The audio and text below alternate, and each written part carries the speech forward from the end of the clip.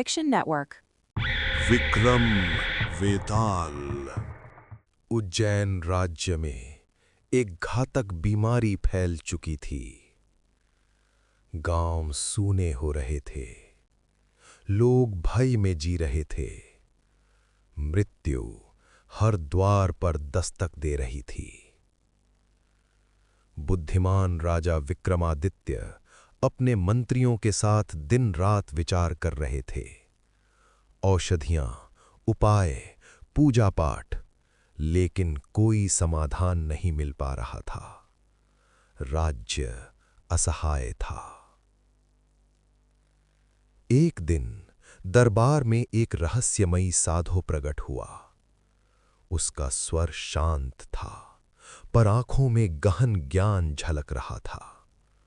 उसने राजा को प्रणाम किया और कहा, हे महाराज विक्रमादित्य, आपका साहस अतुलनीय है, आपका अनुशासन पूर्ण है और आपकी आत्मा अडिग है। इसी कारण मैं आपके पास आया हूं। साधु ने राजा को चेतावनी दी, यह रोग प्राकृतिक नहीं है, एक दुष्ट बेताल लोगों के दुख से शक्ति प्राप्त कर रहा है। जितना अधिक कष्ट, उतनी ही उसकी शक्ति। पूरा दरबार स्तब्ध रह गया। साधु ने आगे कहा, माता देवी के समक्ष एक विशेष अनुष्ठान करना होगा, लेकिन उसके लिए उस बेताल को लाना और बलि देना आवश्यक है। यह सुनकर सब डर गए, पर राजा विक्रमादित्य आगे बढ़े, क्योंकि उनके लिए धर्म प्राणों से भी ऊपर था। साधु ने शर्त रखी, अनुष्ठान होगा रात्रि में, अमावस्या पक्ष की चतुर्दशी को, शमशान भूमि के मध्य स्थित वटवृक्ष के नीचे। वहीं राजा को अंतिम निर्देश दिए जाएंगे। निर्धारित रात्रि को जलती चिताओं और सन्नाटे के बीच साधु ने कहा, शमशान के उत्तरी कोने में एक वटवृक्ष है। उसकी डाल से एक सैकड़ों वर्ष पुराना शव लटका है। उसे यहां लाओ, लेकिन याद रखना, यदि तुमने एक शब्द भी बोला तो वो शव फिर से वृक्ष पर लौट जाएगा। राजा ने बिना प्रश्न किए आदेश स्वीकार किया। राजा वटवृक्ष के पास पहुंचे। शव उल्टा लटका हुआ था। राजा ने उसे काटकर नीचे उतारा।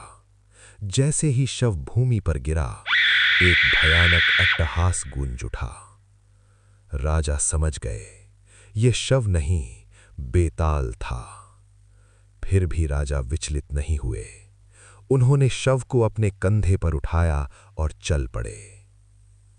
कुछ दूर चलने के बाद बेताल कंधे से गायब हो गया। राजा वापस गए, फिर से वृक्ष पर चढ़े और बेताल को उतारकर कंधे पर रखा। इस बार राजा ने पूछा, तुम कौन हो?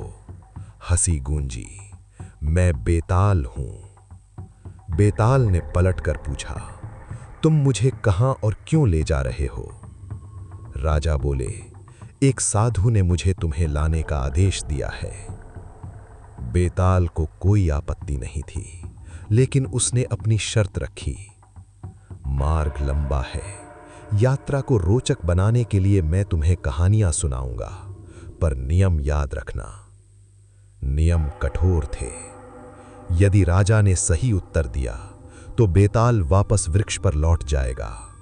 यदि उत्तर देने से मना किया तो राजा का सिर फट जाएगा। यदि उत्तर न पता हो तो यात्रा जारी रहेगी। यहीं से आरंभ हुई कथा। एक राजा जो मृत्यु को कंधों पर उठाए था, एक बेताल जो धर्म की परीक्षा ले रहा था, और एक यात्रा जहां मौन, सत्य और बुद्धि तीनों घातक थे।